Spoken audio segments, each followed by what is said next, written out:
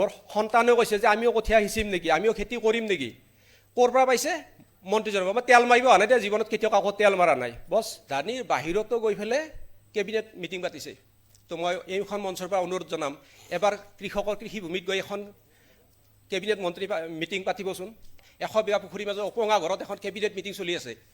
মই নহয়, অসমৰ চব খেতিয়কে আগবাঢ়ি আহিব আৰু মোৰ এটা জাষ্ট প্ৰতিশোধ পূৰণ হ'ব। এই মই যে খেতি কৰাৰ অপৰাধত মোৰ প্ৰেমিকাজনীক যে বেলেগে বিয়া কৰাই নিলে, সেই প্ৰতিশোধটো পূৰণ মোৰ যোগ্যতাৰ প্ৰতিবন্ধৰ কাৰণে।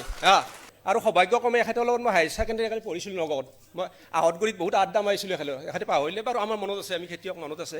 তো আজি আকৌ লগ পাইছোঁ, গতিকে বন্ধুত্বসুলভভাৱে কৈছোঁ, বেয়া নাপাব খেতিয়ক, একদম বেয়া নাপাব। পৰিয়াল চলাবৰ কাৰণে কিন্তু চবৰে আছে সপোন যে মুখ্যমন্ত্ৰীৰ ঘৰত মোৰ মাছৰুমৰ খেতি কৰা সপোন। তো আজি কৃষিমন্ত্ৰীৰ জৰিয়তে মই কৈছোঁ যে অলপ ঠাই দিয়ক, মুখ্যমন্ত্ৰীৰ ঘৰত আমি মাছৰুমৰ খেতি কৰিম। এদিন মুখ্যমন্ত্ৰী মহোদয় ধুতি পাঞ্জাবী ধুনীয়া চলা পিন্ধি মাছৰুম ছিঙিব, তেওঁৰ পেজত দিব, সন্তুষ্ট, মোৰ জীৱন সফল। তাইলৈ সেৱা জনাইছোঁ। মঞ্চত উপবিষ্ট আমাৰ কৃষিমন্ত্ৰী প্ৰমুখ্য কৰি গোটেই বিষয়ববীয়াসকল আৰু মোৰ সন্মুখত আসন গ্ৰহণ কৰি থকা অন্নদাতাসকল, যাৰ হাৰ ভঙা পৰিশ্ৰমত আমাৰ পেটৰ ক্ষুধা নিবাৰণ হয়, সেই অন্নদাতাসকলক মই শতসহস্ৰ প্ৰণাম জনাইছোঁ। তো বাইদেৱে মোক কম সময়তে ক'ব দিছে, মোৰ নামটোৱে দীঘল, কম সময়ত কেনেকৈ ক'ম, তথাপি ক'ব চেষ্টা কৰিম ন। তো মন্ত্ৰী মহোদয়ে আমাক উপদেশ দিব কৈছে, উপদেশ নিদিওঁ, আমি খেতিয়ক ন, আমি কৰ্মবিশ্বাসী কৰোঁ, ভাষাত আমি সদায় সেই থাকোঁ। গতিকে যিখিনি কোৱাত ভুল হয় সেইখিনি আগতীয়াকৈ কনচিডাৰ কৰি দিব এজন খেতিয়ক হিচাপে ন। তো ইয়াত যিহেতু এক্সে ৱৰ্কাৰ এক খেতিয়ক আছে, মই খেতিৰ বিষয়ে মইতো একো পৰামৰ্শ দিব গৈ পেলাই মই এইটো মানে ধৃষ্টতা নকৰোঁৱে। জাষ্ট মই কি বিচাৰোঁ মন্ত্ৰী মহোদয়ৰ পৰা, অসম চৰকাৰৰ পৰা কি বিচাৰোঁ সেইখিনি ক'ম। সেইখিনি অলপ ডাঙৰ কথা, কিন্তু জাষ্ট এইটো কনচিডাৰ কৰিব। খেতিয়কে ভাবোঁ ন সপোন দেখোঁ, জাষ্ট সপোনৰ এটা এই কথা ক'ম। তো প্ৰথমতে মই আমাৰ মন্ত্ৰী মহোদয়ক ধন্যবাদ জনালোঁ যে মোৰ এটা ভিডিঅ' তেখেতে নিজৰ পেজৰ পৰা শ্বেয়াৰ কৰি আজি মোক অসমত এটা চিনাকি দিলে। যিটো চিনাকিৰ কাৰণে মই ইমান সংগ্ৰাম কৰিছোঁ, সেই চিনাকিটো একদম সহজে তপন দত্ত বৰুৱাক অসমে একদম খুব কম সময়তে চিনি পালে। ইমান ফোন আহিছে, তো মই কৃতজ্ঞতা জনাইছোঁ আমাৰ মন্ত্ৰী মহোদয়ক যে মোক সেইখিনি সন্মান দিয়াৰ বাবে। একে সময়তে মই অসমৰ মুখ্যমন্ত্ৰী মাননীয় হেমন্ত বিশ্ব শৰ্মা ডাঙৰীয়াক বিশেষভাৱে ধন্যবাদ জনাম যে অসমীয়া সেই পাহুৱাল ডেকাজনক আমাক কৃষিমন্ত্ৰী ৰূপে উপহাৰ দিয়াৰ বাবে মই ধন্যবাদ জনাইছোঁ।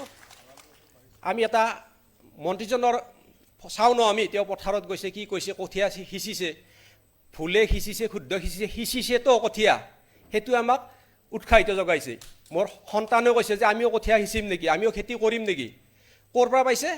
মন্ত্ৰীজনৰ পৰা। মই তেল মাৰিব অহা নাই, এতিয়া জীৱনত কেতিয়াও কাকো তেল মাৰা নাই, বছ চিধা কথা কৈছোঁ। তো এতিয়া যিখিনি ক'ম, আকৌ কি বিচাৰোঁ, মই মাখানা খেতিৰ কথা ক'ম। মই মাখানা খেতিত ধৰি লওক 15-20 বছৰৰ পৰা জড়িত, ব্যৱসায় ভিত্তিত নহয়। মই জাষ্ট এটা মাখানা খেতিতো বহুত লাভ আছে। এটা কওঁ, যিবিলাক অঞ্চলত পুখুৰীত মাছ চুৰ হয় ন, মোৰো ডাঙৰ মাছৰ খেতিটো অলপ বহলকৈ কৰোঁ, প্ৰায় 250 বিঘা মাটিত মই মাছৰ খেতি কৰোঁ। য'ত চুৰ হোৱাৰ সম্ভাৱনা থাকে চাৰিওফালে মাখানা লগাই দিওঁ। তো মাখানা ইমান কাঁইট, মানে দিনত কোনোবাক যাব ক'লেও চুৰ কৰাটো দূৰৰ কথা, নিজে যে মাৰিব যাব কয় যে মোৰ পুখুৰীৰ মাছ মাৰি আনি, কেতিয়াও যাব নোৱাৰে। আকৌ মাখানাৰ যেতিয়া ফলটো ওলাই মাটিত পৰি যাব, তাক মাছৰ উপযুক্ত খাদ্য হয়, মাছৰ উপযুক্ত খাদ্য মাখানাৰ গছখিনি বহুত ফাইটোপ্লেংটন প্ৰডাকশ্যন কৰে। গতিকে মাখানা মাছৰ খেতিও, মাছৰ খাদ্য হয়, আকৌ আনে চুৰ কৰিব নোৱাৰে। আমি যেতিয়া ব্যৱসায় ভিত্তিত মাছৰ খেতি কৰিম, কোনোবাই চুৰ কৰিব নেকি, কেমেৰা লগাম নেকি, গোটেইখিনি চাব লাগিব। তো এইখিনি চাওঁতে আমি মাখানাটো এইপিনে সুযোগটো লৈ আছোঁ যে মাখানাই আমাক কি কৰিছে, চুৰৰ পৰা আমাক বচাইছে। চুৰ হয়তো মাছ এটা বহুত লোভনীয় বস্তু, গোটেই চুৰ হয়। মই এটা এড কৰোঁ, নিশ্চয়। বানপানীও মাৰিব নোৱাৰে, জলসিঞ্চনো নালাগে, সাৰো নালাগে, অকল গোবৰ লাগে, গোবৰ মাছৰ কাৰণে ভাল। আৰু ভাল মাছৰ পুখুৰীত যিটো এমনিয়া ফৰ্ম হয় ন তলত, আমি যেতিয়া খাদ্য কৰিম, সেই এমনিয়াটো কণ্ট্ৰল কৰে মাখানাই। অভিজ্ঞতাৰ পৰা কৈছোঁ, মই বিজ্ঞানী নহয়, জাষ্ট মই গম পাইছোঁ যে এমনিয়া হ'লে গম পাম ন, পানীবিলাক বেয়া হ'ব, ঘোলা হ'ব, ৰাতিপুৱা অক্সিজেন ডেফিচিয়েঞ্চি হ'ব, কিবা হ'ব, মাখানাই এইটো কণ্ট্ৰল কৰে। গতিকে মাখানা খেতিটোত আমি প্ৰতিজন মীনপালকে গুৰুত্ব দিয়া ভাল, আৰু লক্ষ্য আমি ৰাখিব লাগে যে মাখানা খেতি কৰি কৰৰপতি হ'ম। যেতিয়া আমাৰ মন্ত্ৰী মহোদয়ে কৈছে যে মেটেকা গুচাই পেলাই মাখানা সিঁচিলে হ'ল, কাৰ মাটি আছে ক'ত বিচিব চিনাকি কৰিব নালাগে, মাটিৰ মালিকক অলপ পইচা দিলে হ'ল। গতিকে যাৰ যাৰ ধনী হোৱাৰ সপোন আছে মাখানা খেতিত আহিব পাৰে। কিন্তু মই ক'ম মাছৰুমৰ কথাটো, মই নিজে ভেজিটেৰিয়ান হয়, মাছ মাংস নাখাওঁ। চ' মাছৰুমৰ কাৰণে আজি 30-35 বছৰ ষ্ট্ৰাগল কৰি আছোঁ, যুঁজি আছোঁ। তো মই এই মঞ্চৰ পৰা যিহেতু সুযোগ পাইছোঁ, সুযোগৰ সদ্ব্যৱহাৰ কৰি মই মন্ত্ৰী মহোদয়ক বিশেষ আকৰ্ষণ কৰিম যে মাছৰুমৰ খেতিত অলপ গুৰুত্ব দিয়ক। ভূমিহীন দুখীয়া খেতিয়কজনে কম বিনিয়োগত একদম কম সময়ত মাত্ৰ 25-30 দিনৰ পৰা উৎপাদন পাব পৰা খেতিটো হ'ল মাছৰুম। আৰু মই ক'ব বিচাৰিম, যিসকলে জানে নাজানে কৈছোঁ যে মাছৰুম যদি আমি খাওঁ, আমি বুঢ়া নহওঁ। ধুনীয়া হৈ থাকোঁ। গতিকে মই বিচাৰিম যিসকলে সদায় ধুনীয়া হৈ থাকিব বিচাৰে, বুঢ়া হ'ব নিবিচাৰে, মাছৰুম খোৱা অভ্যাস কৰক, নিজৰ কাৰণে কৰক। ডায়েবেটিছ, হাই প্ৰেছাৰ, হাৰ্টৰ অসুখৰ পৰা মাছৰুমে আপোনাক দূৰত ৰাখিব। সদায় ধুনীয়া হৈ থাকিব, বয়সক ফাঁকি দিব যাৰ ইচ্ছা আছে। ফেয়াৰ এণ্ড লাভলি নুঘুলি হ'ব, নলবাৰী ভাষাত কৈছোঁ, নলগালৈ হ'ব হা, নলবাৰী ভাষাটো আহি গৈছে, নলগালৈ হ'ব যদি মাছৰুম সদায় খায়। গতিকে যিসকল ধুনীয়া মানুহ আছে সদায় ধুনীয়া হৈ থাকক না। ধুনীয়া দেখিলে, ধুনীয়া ছোৱালীজনী দেখিলেও যেনেকৈ ভাল লাগে, ধুনীয়া পুৰুষজনো দেখিলে ভাল লাগে। গতিকে ধুনীয়াৰ প্ৰতি যদি আমাৰ দুৰ্বলতা আছে, সেই ধুনীয়াটোক লৈ পেলাই আমি ব্যৱসায় কৰিব পাৰোঁ। মাছৰুম বেচিব গ'লে এইটো খাই থাকক না, আপুনি ধুনীয়া হ'ব, আপুনি বুঢ়া নোহোৱাকৈ থাকিব। এইখিনি থাকিল। বৰুৱা, মাছৰুম এবিঘা কৰিলে কিমান ইনকাম হয়? এবিঘা কৰা মাছৰুম খেতিয়ক অমৰপান চাংমা আছে, তেওঁ অসমৰ প্ৰথম খেতিয়ক মাছৰুম। চাংমাইজামুৰীয়া হা হা মানে এবিঘা মাটিত যদি কোনোবাই মাছৰুম কৰে 15,000 টকা। নহয় নহয়, 15,000 পেকেট লগাব পাৰিব। এটা পেকেটৰ পৰা মই ইকনমিটো সুধিছোঁ, বছৰত 15 লাখ ইনকাম। 6 মান্থত কিমান হয় এবিঘা মাটিত মাছৰুম কৰিলে? 15 লাখ ছাৰ। 15 লাখ। ভেৰি হাই। আৰু এইটো কি আছে, আমি কৃষিজাত পেলনীয়া সামগ্ৰী যিখিনি আপুনি ক'লোঁ ধান খেতিত, এগ্ৰি ৱেষ্ট আৰু পানীটো আমি তল গৈ আছোঁ। গতিকে আমি ইয়াতে আকৌ চাপৰ ৰাইচ পালিচ আকৌ খুৱাব নালাগে। গতিকে মাছৰুম খেতিটো আছে। মই মানে ক'ব গ'লে মাখানা খুব বেছি হাই ভেলুড মাছৰুম খেতি। ঠিক আছে। তো এইখিনিৰ উপৰি মই এতিয়া বিশেষভাৱে অনুৰোধ জনাম আমাৰ মন্ত্ৰী মহোদয়, আমি এইখন চৰকাৰৰ দিনত আমি কি দেখিছোঁ যে ৰাজধানীৰ বাহিৰতো গৈ পেলাই কেবিনেট মিটিং পাতিছে। তো মই এইখন মঞ্চৰ পৰা অনুৰোধ জনাম, এবাৰ কৃষকৰ কৃষিভূমিত গৈ এখন কেবিনেট মন্ত্ৰী মিটিং পাতিবচোন। আৰু যিহেতু প্ৰস্তাৱটো মোৰ ফালৰ পৰা দিছোঁ, মোৰ নাম তপন দত্ত বৰা, এবাৰ মোৰ নামটো কনচিডাৰ কৰিব। মোৰ পৰা 100 বিঘা পুখুৰীৰ মাজত এখন অপঙা ঘৰত, আপুনি ভাবক এটা সপোন দেখক, এখন 100 বিঘা পুখুৰীৰ মাজত অপঙা ঘৰত এখন কেবিনেট মিটিং চলি আছে। মই নহয়, অসমৰ চব খেতিয়কে আগবাঢ়ি আহিব আৰু মোৰ এটা জাষ্ট প্ৰতিশোধ পূৰণ হ'ব। এই মই যে খেতি কৰাৰ অপৰাধত মোৰ প্ৰেমিকাজনীক যে বেলেগে বিয়া কৰাই নিলে, সেই প্ৰতিশোধটো পূৰণ মোৰ যোগ্যতাৰ প্ৰতিবন্ধৰ কাৰণে। বহুত চিৰিয়াছ নহ'ব এনেকুৱা মিটিং এখন প্ৰথম অসমত যে কৃষিমন্ত্ৰী এনেকুৱা ওচৰত আছে। আমাৰতো বয়স বহুত হ'ল ন, আৰু সৌভাগ্যক্ৰমে এখেতৰ লগত মই হায়াৰ ছেকেণ্ডেৰী একেলগে পঢ়িছিলোঁ নগত। মই আহঁতগুৰিত বহুত আড্ডা মাৰিছিলোঁ এখেতে পাহৰিলে বাৰু, আমাৰ মনত আছে, আমি খেতিয়ক মনত আছে। তো আজি আকৌ লগ পাইছোঁ, গতিকে বন্ধুত্বসুলভভাৱে কৈছোঁ, বেয়া নাপাব খেতিয়ক হা, একদম বেয়া নাপাব। তো আমি ধৰি ল'লোঁ, আপুনি এইটো ৰিকুৱেষ্ট থাকিল যে প্ৰথমখন কেবিনেট মিটিং অসমত, একদম বিৰাট কৃতজ্ঞ হৈ থাকিম। তো আকৌ এটা লাষ্ট, বেছি সময় নকওঁ, ভাষণ কথা ক'ব সুযোগ পালে কথা কোৱা ভাল, নুশুনে ন আমাৰ কথা কোনো, এতিয়া সুযোগ পাইছোঁ কৈ থাকিব মন যায়, কিন্তু বাইদেউতো সীমা দিছে। গতিকে এটা কম আকৌ অনুৰোধ, তেতিয়া আমাৰ যিটো এগ্ৰি হৰ্টিকালচাৰ খানাপাৰাত এইটো বোধহয় হেৰিত হৈছিল, মই 24 এবাৰ 23 এগ্ৰি হৰ্টিকালচাৰ শ্ব'ত মই শ্ৰেষ্ঠ কৃষকৰ বঁটা পাইছোঁ।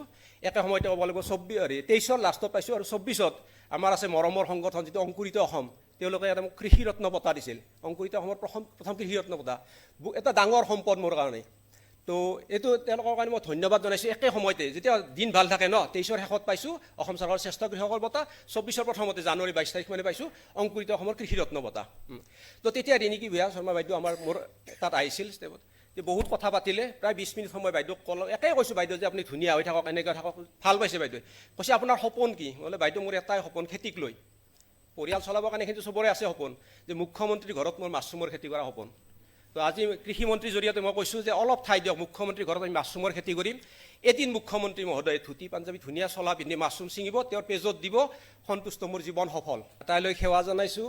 মঞ্চত উপবিষ্ট আমাৰ কৃষিমন্ত্ৰী প্ৰমুখ্য কৰি গোটেই বিষয়ববীয়াসকল, আৰু মোৰ সন্মুখত আসন গ্ৰহণ কৰি থকা অন্নদাতাসকল, যাৰ হাৰ ভঙা পৰিশ্ৰমত আমাৰ পেটৰ ক্ষুধা নিবাৰণ হয়, সেই অন্নদাতাসকলক মই শতসহস্ৰ প্ৰণাম জনাইছোঁ। তো বাইদেৱে মোক কম সময়তে ক'ব দিছে, মোৰ নামটোৱে দীঘল, কম সময়ত কেনেকৈ ক'ম, তথাপি ক'ব চেষ্টা কৰিম ন। তো মন্ত্ৰী মহোদয়ে আমাক উপদেশ দিব কৈছে, উপদেশ নিদিওঁ, আমি খেতিয়ক ন, আমি কৰ্মবিশ্বাসী কৰোঁ, ভাষাত আমি সদায় সেই থাকোঁ। গতিকে যিখিনি কোৱাত ভুল হয় সেইখিনি আগতীয়াকৈ কনচিডাৰ কৰি দিব এজন খেতিয়ক হিচাপে ন। তো ইয়াত যিহেতু এক্সে ৱৰ্কাৰ এক খেতিয়ক আছে, মই খেতিৰ বিষয়ে মইতো একো পৰামৰ্শ দিব গৈ পেলাই মই এইটো মানে ধৃষ্টতা নকৰোঁৱে। জাষ্ট মই কি বিচাৰোঁ মন্ত্ৰী মহোদয়ৰ পৰা, অসম চৰকাৰৰ পৰা কি বিচাৰোঁ সেইখিনি ক'ম। সেইখিনি অলপ ডাঙৰ কথা, কিন্তু জাষ্ট এইটো কনচিডাৰ কৰিব। খেতিয়কে ভাবোঁ ন, সপোন দেখোঁ, জাষ্ট সপোনৰ এটা এই কথা ক'ম। তো প্ৰথমতে মই আমাৰ মন্ত্ৰী মহোদয়ক ধন্যবাদ জনালোঁ যে মোৰ এটা ভিডিঅ' তেখেতে নিজৰ পেজৰ পৰা শ্বেয়াৰ কৰি আজি মোক অসমত এটা চিনাকি দিলে, যিটো চিনাকিৰ কাৰণে মই ইমান সংগ্ৰাম কৰিছোঁ। সেই চিনাকিটো একদম সহজে তপন দত্ত বৰাক অসমে একদম খুব কম সময়তে চিনি পালে।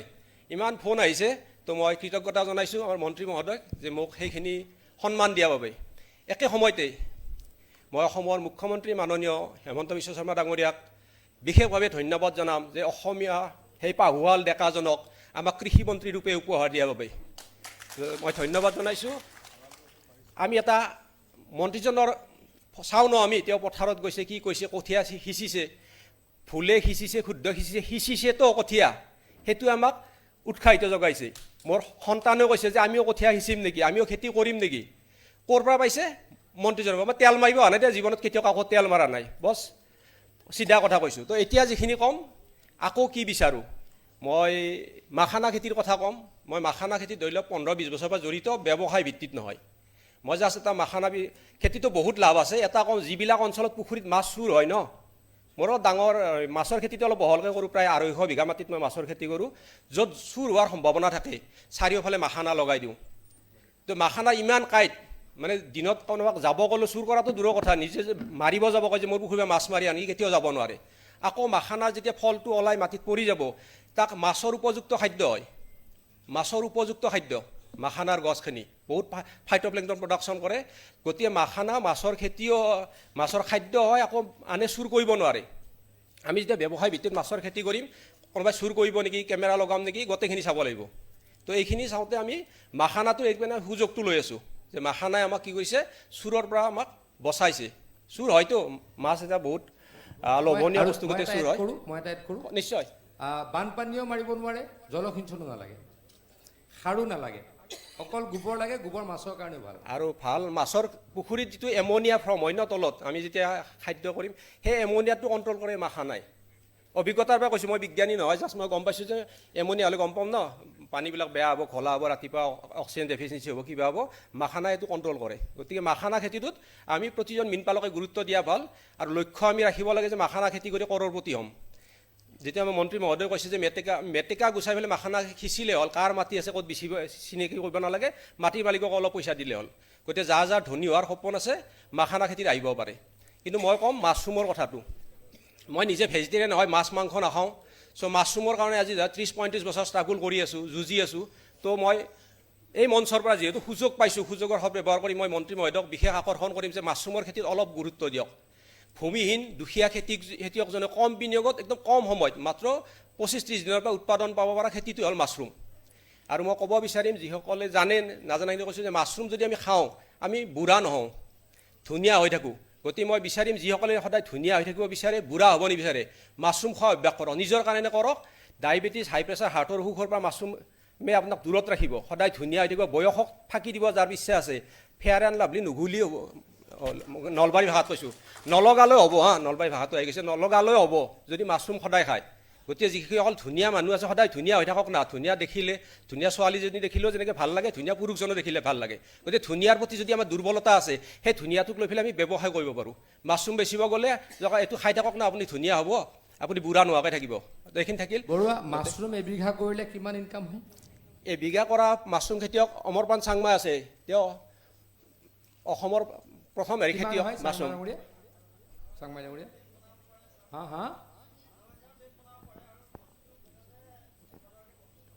মানে এবিঘা মাটিত যদি কোনোবাই মাছৰুম কৰে 15,000 টকা। নহয়, 15,000 পেকেট লগাব পাৰিব, এটা পেকেটৰ পৰা। মই ইকনমিটো সুধিছোঁ, বছৰত 15 লাখ ইনকাম। 6 মান্থত কিমান হয় এবিঘা মাটিত মাছৰুম কৰিলে? 15 লাখ ছাৰ। 15 লাখ। আৰু এইটো কি আছে, আমি কৃষিজাত পেলনীয়া সামগ্ৰী যিখিনি আপুনি ক'লোঁ ধান খেতিত, এগ্ৰি ৱেষ্ট আৰু পানীতো আমি তল গৈ আছোঁ। গতিকে আমি ইয়াতে আকৌ চাপৰ ৰাইচ পালিচ আকৌ খুৱাব নালাগে। গতিকে মাছৰুম খেতিটো আছে। মানে ক'ব গ'লে মাখানা খুব বেছি হাই ভেলুড মাছৰুম খেতি। ঠিক আছে। তো এইখিনিৰ উপৰি মই এতিয়া বিশেষভাৱে অনুৰোধ জনাম আমাৰ মন্ত্ৰী মহোদয়, আমি এইখন চৰকাৰৰ দিনত আমি কি দেখিছোঁ যে ৰাজধানীৰ বাহিৰতো গৈ পেলাই কেবিনেট মিটিং পাতিছে। তো মই এইখন মঞ্চৰ পৰা অনুৰোধ জনাম, এবাৰ কৃষকৰ কৃষিভূমিত গৈ এখন কেবিনেট মন্ত্ৰী মিটিং পাতিবচোন। আৰু যিহেতু প্ৰস্তাৱটো মোৰ ফালৰ পৰা দিছোঁ, মোৰ নাম তপন দত্ত বৰা, এবাৰ মোৰ নামটো কনচিডাৰ কৰিব। মোৰ পৰা 100 বিঘা পুখুৰীৰ মাজত এখন অপঙা ঘৰত, আপুনি ভাবক এটা সপোন দেখক, এখন 100 বিঘা পুখুৰীৰ মাজত অপঙা ঘৰত এখন কেবিনেট মিটিং চলি আছে। মই নহয়, অসমৰ চব খেতিয়কে আগবাঢ়ি আহিব আৰু মোৰ এটা জাষ্ট প্ৰতিশোধ পূৰণ হ'ব এই মই যে খেতি কৰাৰ অপৰাধত মোৰ প্ৰেমিকাজনীক যে বেলেগে বিয়া কৰাই নিলে সেই প্ৰতিশোধটো পূৰণ মোৰ যোগ্যতাৰ প্ৰতিবন্ধৰ কাৰণে বহুত চিৰিয়াছ নহ'ব এনেকুৱা মিটিং এখন প্ৰথম অসমত যে কৃষিমন্ত্ৰী এনেকুৱা ওচৰত আছে এই আমাৰতো বয়স বহুত হ'ল ন আৰু সৌভাগ্যক্ৰমে এখেতৰ লগত মই হায়াৰ ছেকেণ্ডেৰী একেলগে পঢ়িছিলোঁ নগত মই আহঁতগুৰিত বহুত আড্ডা মাৰিছিলোঁ এখেতে পাহৰিলে বাৰু আমাৰ মনত আছে আমি খেতিয়ক মনত আছে তো আজি আকৌ লগ পাইছোঁ গতিকে বন্ধুত্বসুলভভাৱে কৈছোঁ বেয়া নাপাব খেতিয়ক একদম বেয়া নাপাব তো আমি ধৰি ল'লোঁ আপুনি এইটো ৰিকুৱেষ্ট থাকিল যে প্ৰথমখন কেবিনেট মিটিং অসমত একদম বিৰাট কৃতজ্ঞ হৈ থাকিম তো আকৌ এটা লাষ্ট বেছি সময় নকওঁ ভাষণ কথা ক'ব সুযোগ পালে কথা কোৱা ভাল নুশুনে ন আমাৰ কথা কোনো এতিয়া সুযোগ পাইছোঁ কৈ থাকিব মন যায় কিন্তু বাইদেউতো সীমা দিছে গতিকে এটা কম আকৌ অনুৰোধ